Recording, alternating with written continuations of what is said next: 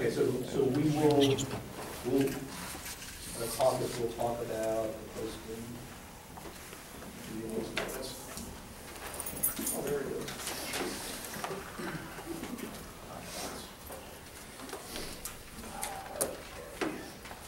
All right, so let's, in no order of importance, just this happens to be the first one I wrote down was the issue of the dogs.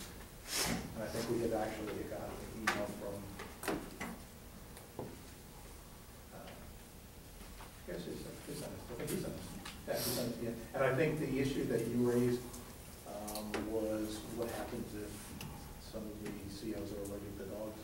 I think that was one of the things. I don't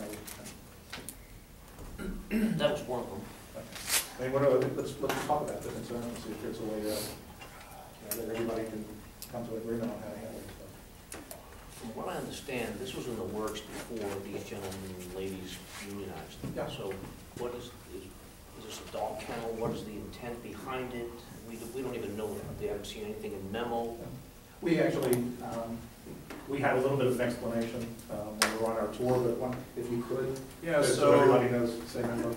What we're hoping to do is actually work with the animal services folks in converting Volusia County, which euthanizes several dogs. What we are wanting to do is implement an identical program to what Tomoka Prison is doing. And basically what that program entails is a basic obedience training program where inmates conduct training under the supervision of the Humane Society. The initial plan right now is to take 6 dogs initially. It's 2 inmates per dog. It's a 7-week program, and the inmates will go through a selection process and will be identified to participate, and will actually teach the dogs basic obedience skills, and at the completion of the 7-week program, the intent and the plan is to adopt these dogs instead of euthanizing them back into society, and then at the 7-week we'll get 6 more dogs. The long-term plan is obviously to get to a point where we're able to train and certify service dogs at the direction of the Humane Society, whether it's PTSC, sight dogs, whatever their plan is. The program doesn't cost us any money whatsoever. The only thing we are providing is the trainers and a location for the training to be done. Question. This was brought up at a meeting. Inmates will be handling these dogs. Is there any way that an inmate can weaponize a dog against a guard? Officer. Officer, excuse me. What do you mean weaponize? Spoken like a true if there's a situation between an inmate and an officer around that dog, can that dog defend an inmate against the officer? Can he? No threat of that whatsoever. These dogs are identified by the Humane Society. They're the ones that are picking these dogs to participate in this program. Any vicious dogs and all of that will be eligible to participate. So where are the kennels going to be physically located? In that dorm that we That's what I just saw. thought. Yes. So the dorm we saw had 6, 7 cells on the top floor. 8 on top and 8 on bottom. So, Right? 16? so are the dogs going to be, I mean, have we gotten that deep into it? Yes. So Yeah. how will the dogs be? They'll be kept in their kennels, depending, and what we did is we brought Halifax Humane Society into the jail and had them look at the site prior to us even starting it.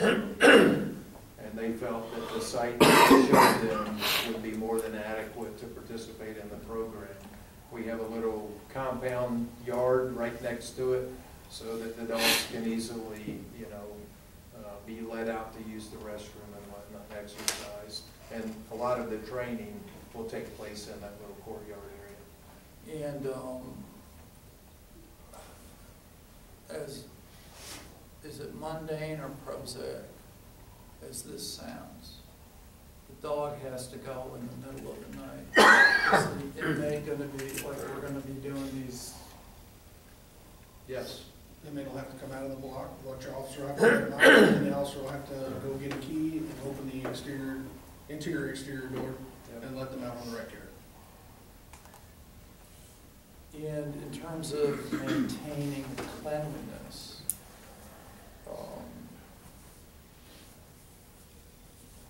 I just assume, the inmates, I gather, are just they're gonna be into doing this. They're gonna be into doing it. So they're gonna want to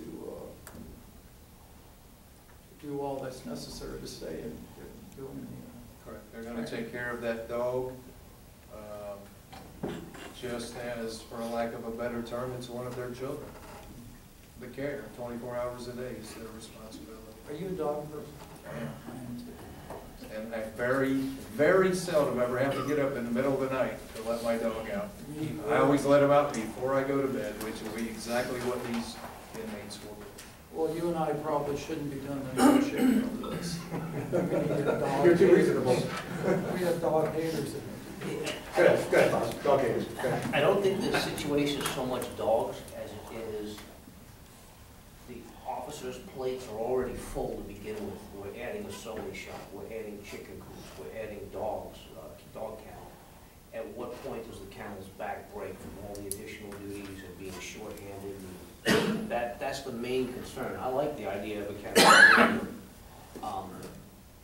I am prepared to put a civilian over that program. I am prepared to put a civilian over the chickens. I am prepared to put a chicken over the gardening. A civilian over the gardening.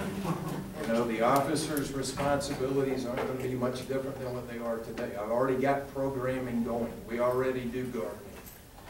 We already do lawn mowing. We already do a lot of different details within the county. But the officer's still gonna have to work that unit. They're housed on that unit, there has to be an officer on that unit. That is correct. Will there be regular inmates on that unit too? No, these are just specific for these 12 inmates for this dog program. They're going to be hand-selected. There's not going to be any discipline problems, all of that. They're gonna live in East Wing, They're going to live in that unit with the dogs. Right. so we'll have to open East Wing definitely for officers. Yep. Yeah. I have something. I have a dog that I got from the prison pal program, Tomoka, and that dog is very protective of my daughter. And if someone wants to come in and touch my daughter, that dog will attack. And it's a prison pal dog, and it's the friendliest dog in the world, but it will protect my daughter. Just as if I believe it probably will help on those inmates. Except it's not going to be with us that long. I mean, it's only a 7-week 7-week program. program. How long have you had your dog? Probably about 6 months now. But from the start, he was protective of my daughter.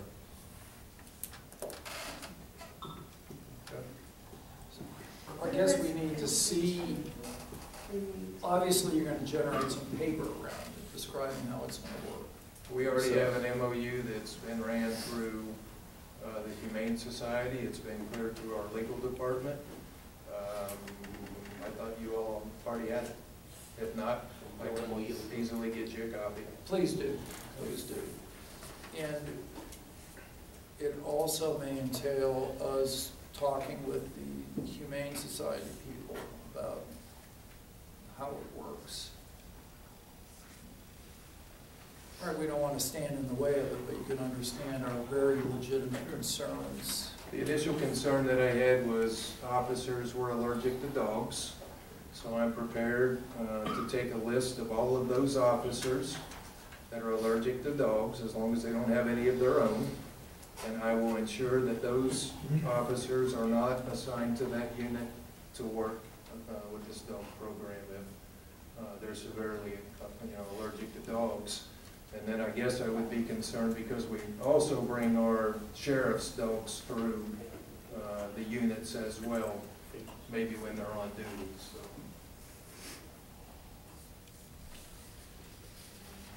If I could get a list, I guess, of those officers that are allergic to dogs, then I will ensure that they're not assigned to that unit.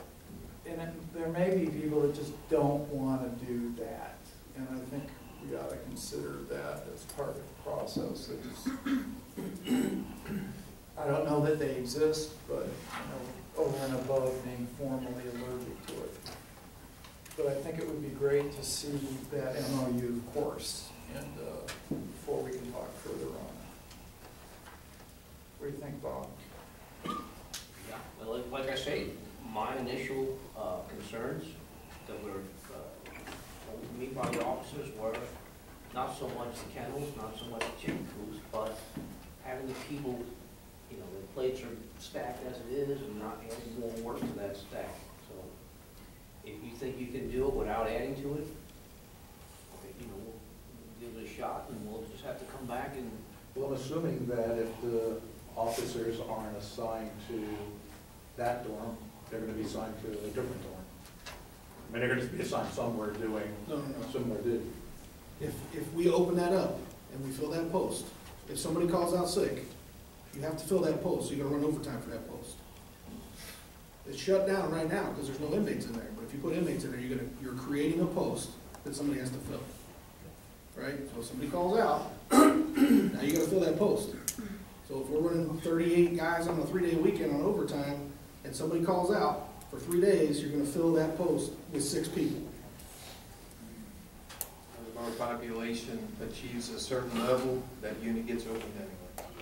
We've just been fortunate that our population's been low enough, we haven't had to do that.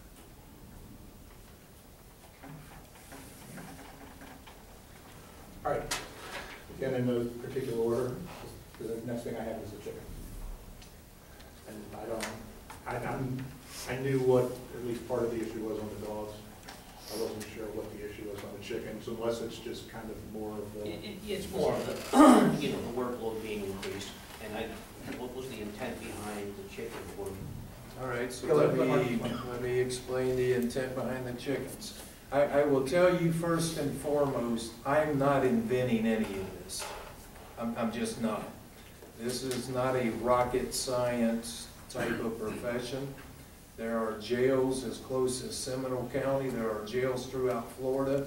My estimation is Volusia County is about a decade behind of the best practices going on in the field of corrections. Whether it's within Florida, outside of Florida, if you pick up a jail magazine, a prison magazine, you will see that Volusia County has prominently been warehousing our inmates and giving them nothing to be productive citizens in the community, even though reentry's been around for decades. And this is an opportunity. We're a $45 million tax base division. We're the largest division in the Public Protection Department. We've got the largest budget in the county as a division. And we're giving nothing back to society. So one of my roles as the director is obviously think outside of the box and try to find ways that we can contribute back to society and reduce the taxpayers' costs for operating such a large institution. So if you look at Manatee County, for instance, I'm benchmarking some of their programs. They have approximately 6,800 chickens on their watch. They have a few less inmates than we do, probably a couple of hundred, and they have less staff than we do. Their design is different, so they operate a direct supervision jail, where ours is much different. But they collect, on average, 5,000 eggs a day that go back into their dining halls to reduce their food cost of feeding 1,500 people a day. So the intent here is to start with about, I don't know, I've heard the number everywhere from 2,000 to 6,000 chickens. We're going to start at a manageable number in one coop. It's about 2,500 to 2,800 chickens. The plan is to take those eggs and sell those to our food contractor in lieu of our food contractor buying eggs on the county, on the on the society side at taxpayers' cost. So right now I'm paying about 98 cents per meal per day per inmate, and it's very expensive. So anything we can do, whether it's growing crops, whether it's, you know, raising chickens to lay the eggs, is the ultimate goal is obviously to reduce the taxpayers' cost by providing much of our own food population. Have you ever farmed chickens yourself, sir? No, I haven't. Okay, I have. If your chickens get sick, you're gonna have to. I got all of that. Okay. I understand all of that. We're working with the state. We're working with the University of Florida's Agriculture Center. So we're not doing this blind. I mean, we have already reached out. We've got a state representative that's come here. They've identified what we're doing. They understand what we're doing. We know that we can collect eggs and we can keep them in the hot sun for 30 days as long as we don't wash them. We understand all of that. Does not, the state representative, do they come out to inspect? No, if you're gonna sell eggs. We're not selling them. You're using them. We're using them all internally, so the rules are different based on what we have found out and been told by the state. One person at the Agriculture Center, that's what they do. They raise chickens. That's the person that's linked in with us as well. So we're not operating blindly on this. We fully understand where we're headed. And your target number for chickens is gonna be how We're much? gonna start between 2,000 and 3,000, and I plan to have 3 coops by the time it's over with. So the final target is? 6,000 to 8,000 chickens is what and they're free range, so they can come and go, which is what all the people really want to see, the free range eggs, and you're paying about $5 a dozen if you go to Walmart and buy them now. So, 10 chickens, steak. so the purpose of the free-range chickens is to attract people to the facility. Well, that may be an add-on, that's not my purpose, but. Coming across here with some free range eggs. Yeah. But, yeah, I mean, there's this whole issue with keeping the thing clean, and obviously, you know, that's a huge issue. I'm one of the people with severe allergies here. I have allergies and asthma. I've had it since I was little. I am really allergic to their feathers, and I don't go to farms or anything like that because of this. The ventilation system here, when we used to have our old,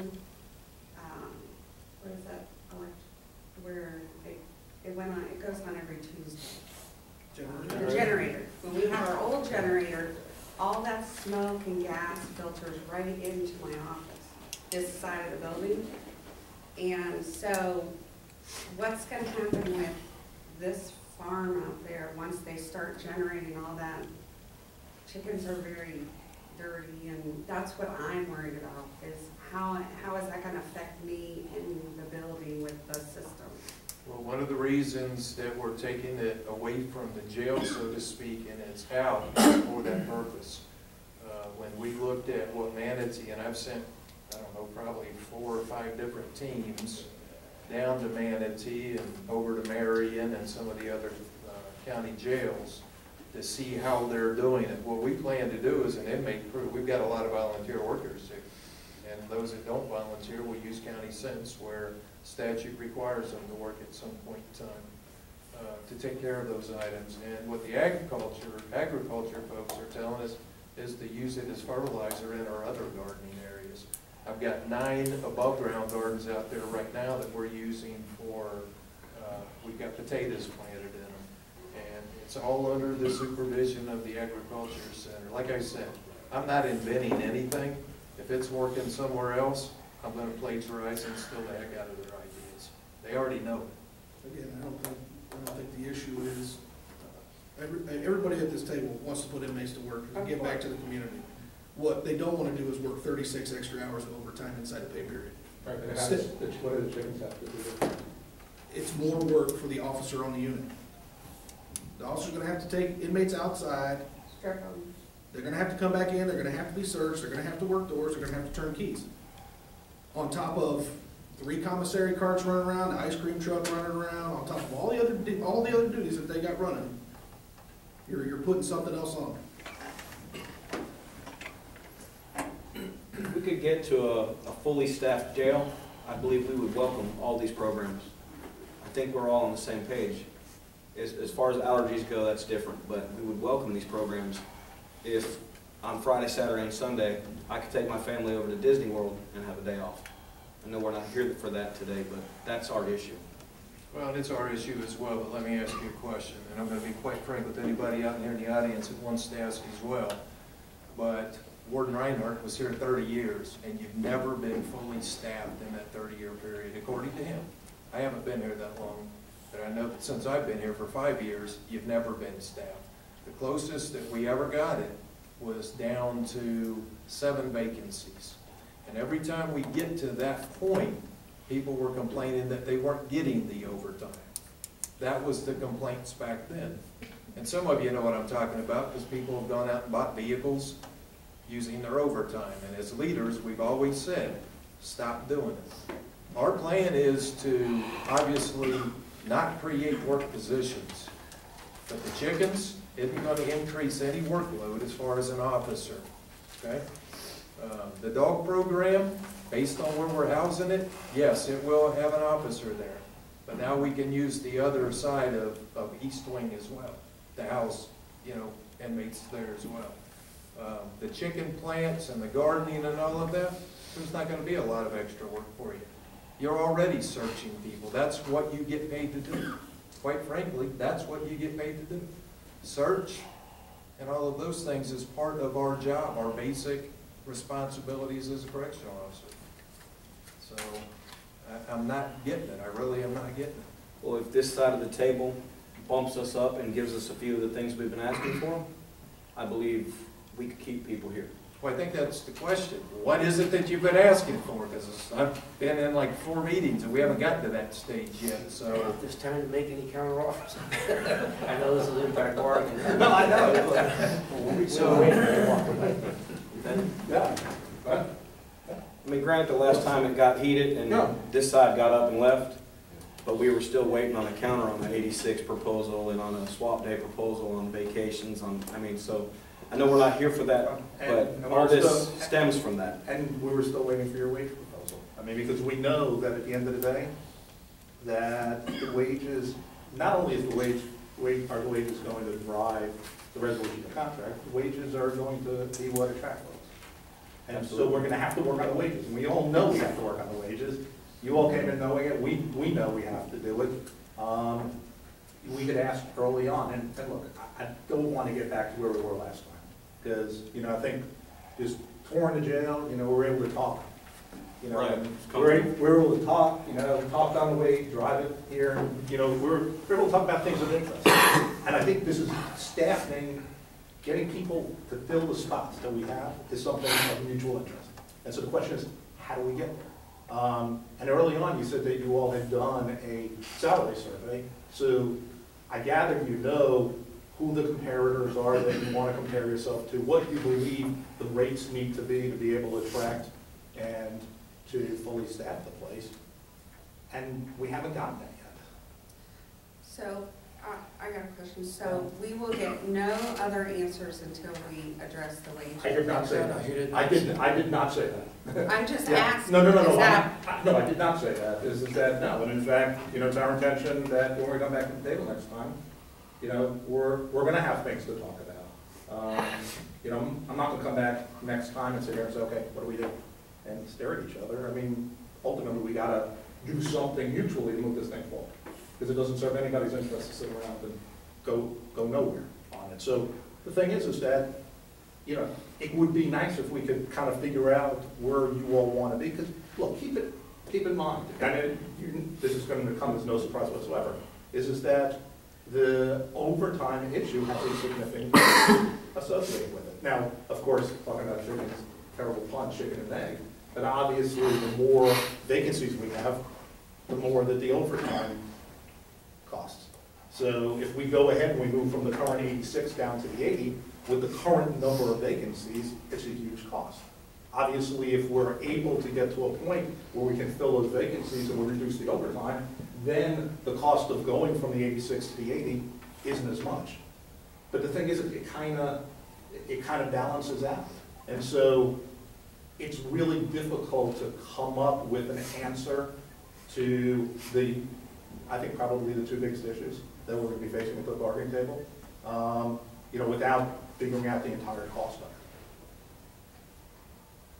So I would like to throw a couple of things out here because, everybody talks about the commissary cart and the ice cream truck and all of these kinds of things. But I think what the security staff and the employees in this division don't understand is how that inmate welfare system works and what we as a division are getting by selling these commissary items.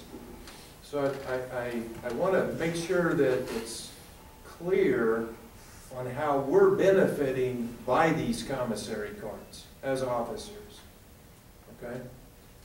You all may or may not have heard about the security scanners that my predecessor asked for about 3 years. I've asked for the last 2 years. The work programs that we have now in place, the mowing, the cutting grass, all those kinds of details, have enabled us to spend $250,000, give or take a couple of thousand, to buy security scanners, full body security scanners. One is going in the ID section here, down in ID and receiving, and one's going at the facility. And the tax dollars were about 25% of that, because how it came about to be approved this year is for security purposes on these details going out. I wanted these scanners to make sure that they're not bringing contraband back into the So keep selling the honey buns, because it's just bought us 2 scanners to improve the safety and security. And I know one of you in here had a loaded 40 cal, I think, that got through all of the human stuff. And if the officer hadn't been on his game, it could have been a fatality or more, where we had a loaded gun come in our jail. And in the last 3 weeks, we've had 2 knives come into jail. One this past weekend from, poor searches on the street. These scanners are to make it safer for all of us, whether it's concealed drugs. But we don't have the general fund dollars to pay for that.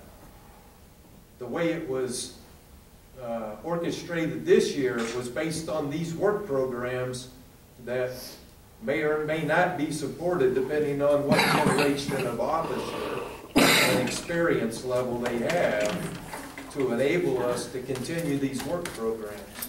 We've also bought 3 or 4 brand new trucks in the last 2 years, to include 2 new gators, using these honey bun dollars, so to speak, to support these work programs. So it's not all about the inmates like so many think. It's about how we're doing as a division and how I as the director am leading it, and the way we're using the monies to support both us on this side. I think we've got 78 officers right now that's given their own gear, I think's the latest number I was given. When I got here 4 years ago, you were taking your holster off, giving it to your partner at the hospital so you could switch out. Now I've got 78 officers issued their own gear to include their vest.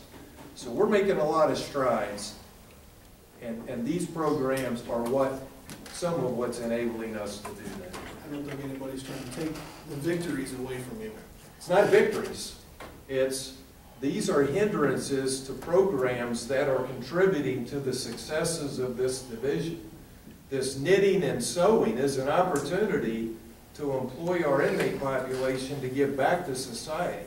Many of our inmates, they've got nothing going on in their lives. And the true meaning of corrections is to correct some of their behaviors and thoughts and all, and make some change positive to this, so that we don't see the same repeat offender over and over and over and over again. So that's what the dog program, it's going to teach them basic skills. Some of them have never taken care of themselves, and now we're charging them with taking care of a living creature. So that's some of the change. I get you guys are worked hard, I get all that. But, you know, some of our own ignorance, so to speak, not us per se, but some of the behaviors of our officers, we could lower our standards and say, okay, it's okay to, you know, maybe have sex with inmates or smoke some joints on the side. But we are a profession living in a crystal ball, and we've got to be better than that. So we're never going to lower the standards on it. I don't think anybody wants to lower the standards. And we don't, but it just creates more havoc and more overtime when those kinds of behaviors happen. So, I'm done.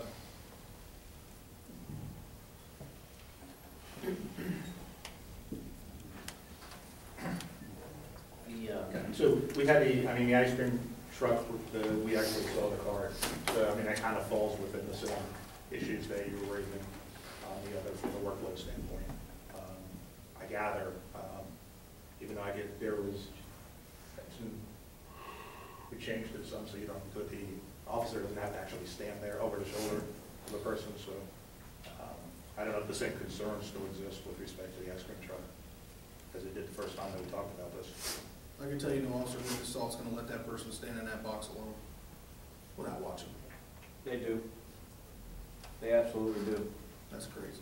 They take the commissary cart. I went to Mason.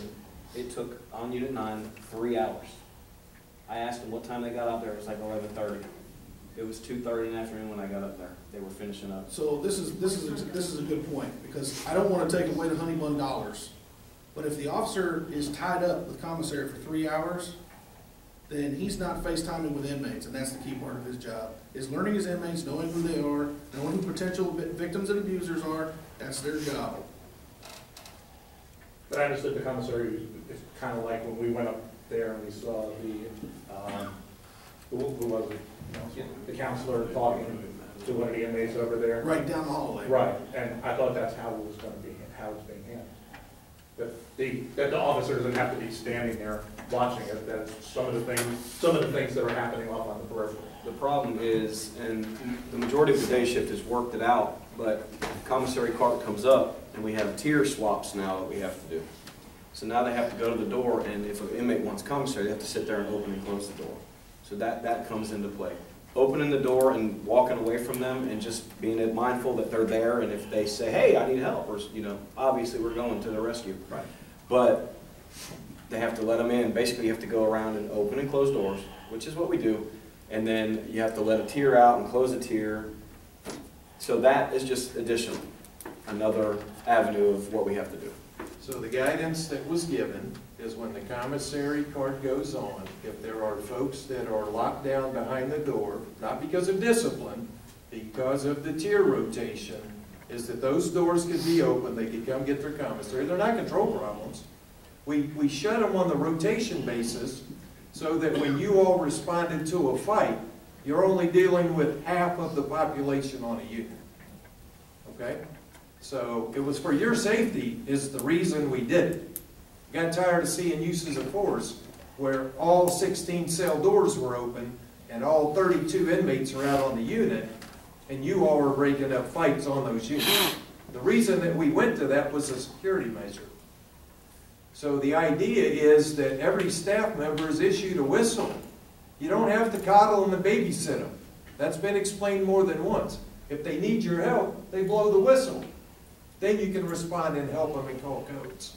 If you stand there and hold their hand, shame on you. That's not required of us. That's not the senior management's expectations of you all. I get it. So you've taken it upon yourself to do that. That's not the directives that's been put out from my desk or the warden's desks and any expectation of any security staff member. It's no different than when the medications are coming up. It's not your responsibility to make sure they take the medication. It's the medical people's responsibility. You're there for their safety. If they go on a unit, by all means, you're gonna be with them. But standing between the gates, there's no reason for that to happen. You're taking it up on yourself. And there is no expectation from the security senior management side that you all are doing that. So you're saying, even with a nurse coming up, standing by Sally Port, you're saying I don't have to be there now? That guidance has been put out for a long time. That was just for the common. Only if they That's not- go that's on not- the unit. That's not how you All are. right, then. I'm just saying. Yep, I get it. If we're not in there, they're giving us help because we're not in there with a nurse. You It's have not to be in there. required. Okay, I'll thank you. clarify that. Thank you. That's easy. Director, will you take a question from the audience? Yeah. Let's get back to the chicken coops for a second. So you're talking about having 5,000-6,000 chickens. We have roughly 1,500 inmates. They lay 4,000 eggs a day. What do you do with the surplus? What do you mean the surplus? If there's 1,500 inmates and there's 4,000 eggs, I mean, are we giving extra eggs to the inmates or? I don't know if anybody in here only eats one egg a day, but. No, I'm just saying like for breakfast, like for example, they give, one. Yeah, so If there is let me- extra, what? Yeah, that's a good what question, would happen? but let me just get to it, because when they're back there making the cakes and the cookies and all that, eggs go to all of that. Right now, we're paying Yeah. high dollar I'm just saying amounts. there is a surplus. Yeah, there won't be a surplus.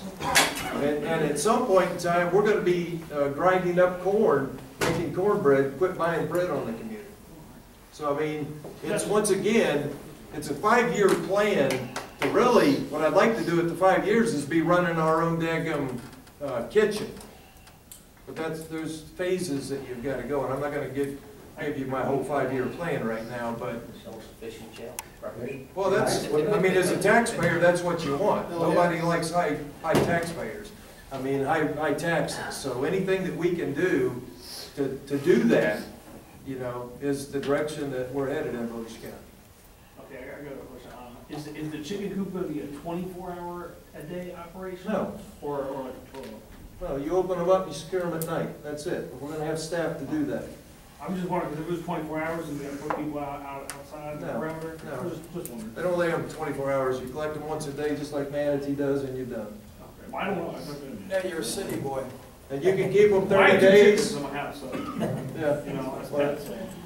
How many eggs do they lay? They lay about 1 a day. Sometimes they don't lay, so broody, they don't lay eggs. But about 1 a day, 1 chicken a day. And They live about 3 years. A civilian's going to oversee this chicken. I'm prepared to do that, yes. Another question. Just a statement, really, we haven't been fully staffed in 30 years. I started here 10 years ago. I didn't really have to work overtime the first 2 or 3 years I worked here. I worked minimal overtime and didn't get mandated at all. I don't like working overtime, personally. I mean, it's nice to have it when it's there, sure, but I don't live off of it. So when I get mandated every other weekend when I'm on normal shift, That's the huge not issue cool. for us. When I started working here, going to It the is for all of academy, us. the entire way through the academy, they didn't call me in one day, one Saturday at all. I went to the academy, when I came back, I was back on the floor, and I still didn't work overtime. So, I don't know the difference between, obviously there's a big difference between now and 10 years ago, between being fully staffed and not.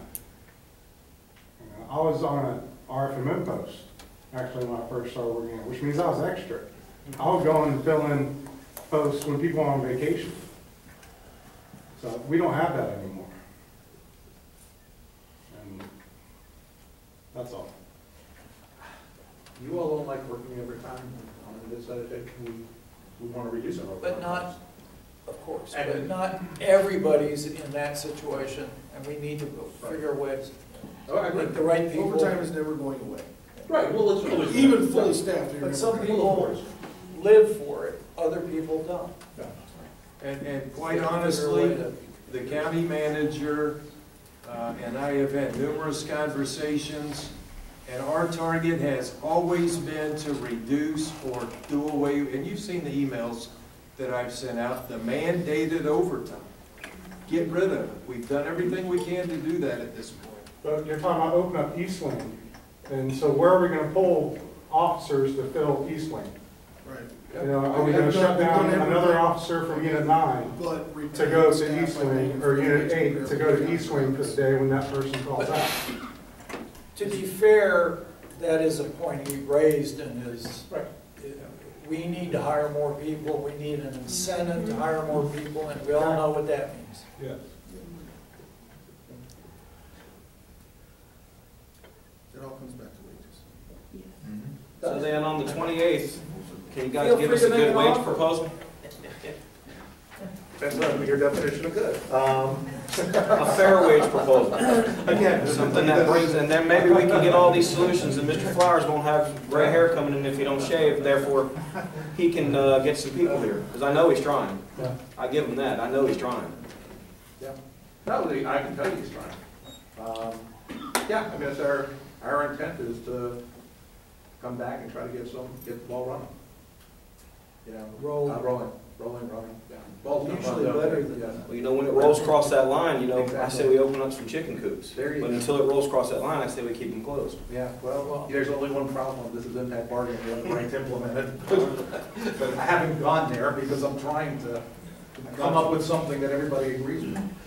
I mean, of course, you're engaging in a reasonable. Of course we are, but we also know that at the end of the day, when it comes to impact bargaining, you know, we talk about it and then we have the ability to go implement it. When you got a handful of inmates running a cockfighting ring out back. There you go. Come to me and say. And come me in, right? I So, thought you were about to say, hey, you come me in. is there a Yeah. timeline for opening, like, are we gonna open these all at once, or are we opening them like in stages? Like, the chicken coop will come first, or are they opening all at once? Well, the chicken coop is a phased process. I mean, one, I don't have 2,500 chickens, you know, sitting on a truck waiting to implement. You know, it's a phased process for us. Right now, we have an area that we have identified, and initial planning is taking place. That could be used for 15 other doggone things. So, to answer that question, it's not all going to be at once. I've got, we haven't really even talked about the knitting yet, or the crocheting, so to speak. But I think that was on the list for today as well, to talk about that program. That one could start as early as probably this week, with, I think, minimal, if any, impact on what you all are doing already. For the simple fact that we already have programming taking place in the same location. This is just a different program. As far as the dog program, I'll get the MOU, I'll get it to Tom today before I go home. And, you know, that's a program that the Humane Society has been calling us about once or twice a month, asking us where we're at with it, because they're ready to implement it. And, you know, it is what it is. But to answer your question, it's not all going to happen at the same time. So since you raised it, let's talk about the crocheting. And so I understood the issue with the crocheting was the safety.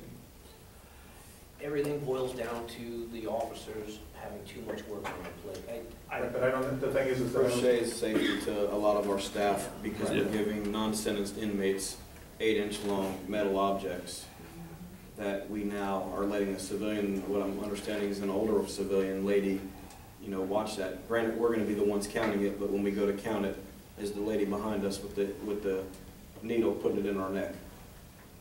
Or are they putting it in the civilian's neck? I'm not saying that'll happen. In a perfect world, it would never happen, but this is not a perfect world. Where would they be doing this? Okay, so let me explain the program. And the intent of the program is to take place at the facility with, once again, a hand-selected group of folks who aren't disciplinary problems. Probably 12 to 20, I think, is the number that we've narrowed it down to take place in the classroom directly across from control. There is a black box that's locked. It's currently sitting at control with balls of yarn and a certain number of crocheting hooks. Those are about like the child-proof safety rounded off scissors is what a crocheting hook looks like. There's an inventory form in it. The intent is to unlock the box. It's going to have a seal on it. It's once a week. I think Wednesday is the day. The box is open. The sewing hooks or crocheting hooks are inventoried at that point. Issued one per inmate. They go across the hall. They'll never go down range. They'll never go to the units. They'll be used in that classroom. When the classroom is winding up, a supervisor or somebody will go and inventory it again, put it back in the box, secure it, slide it in control, and it'll be there until the next week. So at no point in time will there be a huge threat of getting a crocheting hook shoved in your neck or anything else.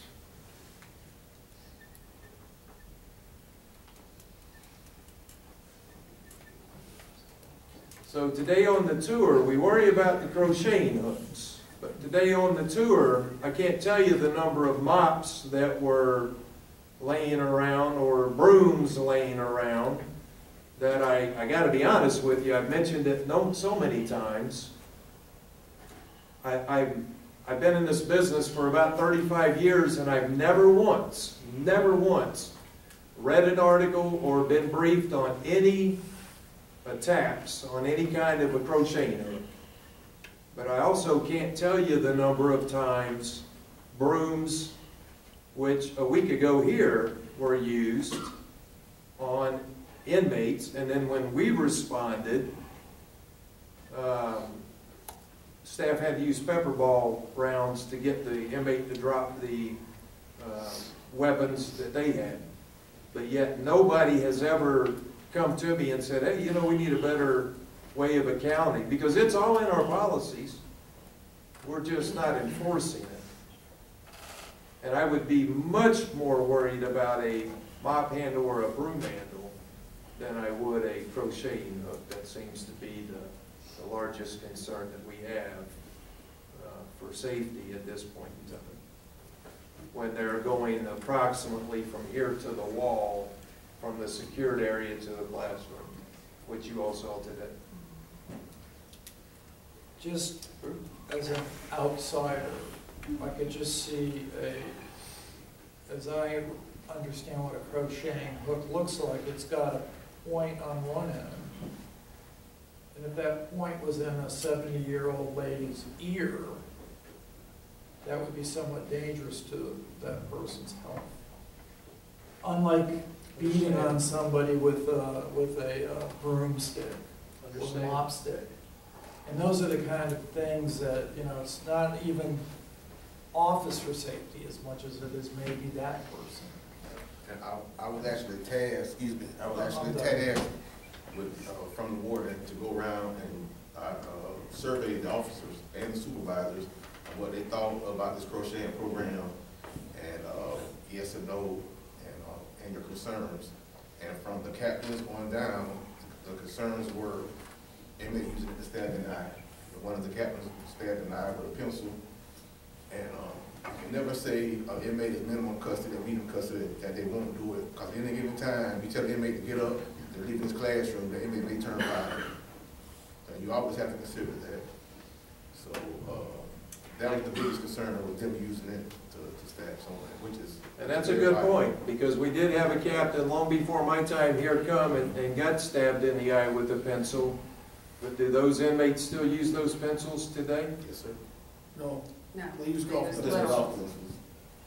And that's still a sharp-pointed object, much smaller, in your hand, and could occur the same way. It could occur with, you could get hit in the back of the head with a mop bucket. I mean, that's why we teach you unarmed self-defense. That's why we give staff whistles. This is a dangerous business that we're in. And, How common is, I'm forgetting, I cut you off. I didn't mean to, I interrupted you.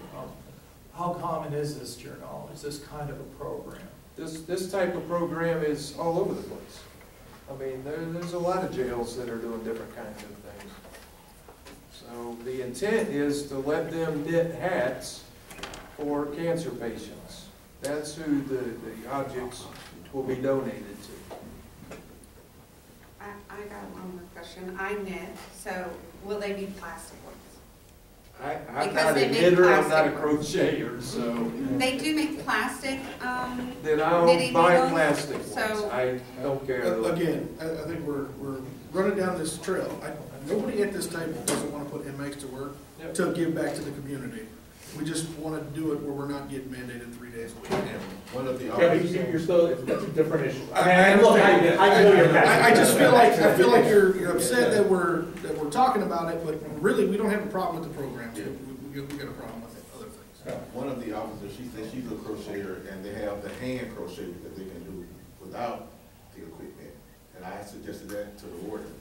When we talked about it, maybe y'all can look into the hand crochet, maybe not necessarily with the hooks. The problem is, it's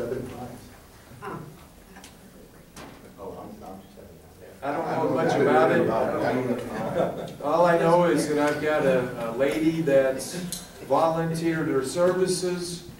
When it was presented, I saw no issues with it. I like the idea of keeping the inmates busy, doing something constructive versus watching Jerry Springer or giving you all a hard time. So the more that we have in church services and Bible study and programming are less than you have to deal with on your units. So the more we can give them to keep them occupied, the less headaches and trouble you'll have on your units. So we're gonna get you the MOU on the bill. Yes. On the chickens, the crocheting and the ice cream trucks, do you have any position other than don't do it? Oh, no, we have plenty of ideas that we're gonna circulate amongst each other, and we'll let you know what they are. When is our next bargaining session? Well, the crocheting thing is short term, really short